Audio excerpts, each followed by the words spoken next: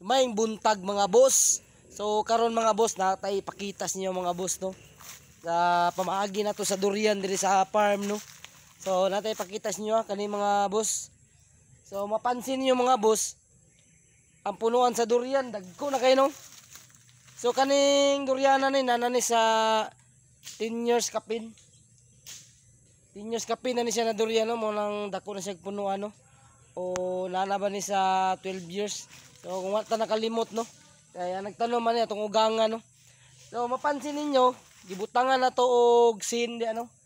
Gibutangan og sin kay para to mga ilaga dili dayon makadali og saka no. So duha ni kabuk diri ang naunag tanom sa akong ugangan.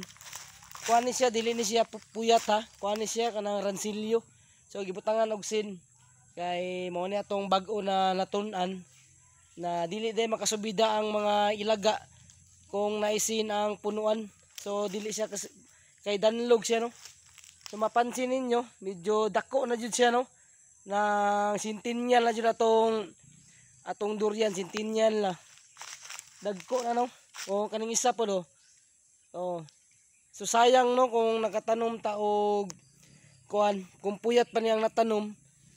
So nindot unta kay grabe mo dalag bunga oh. Pagkita na ko sa inyo mga boss. So mao na yung mga bunga mga boss oh. Yagmay pa no. Tama na oh. So grabe kanindot ang durian no. Pero kani siya mga boss, ransilyo ni siya. So maski ransilyo siya mga boss, mahalin Japon siya. Pero puwit ko lang siya kanang dili siya pang biyahe na variety sa durian no.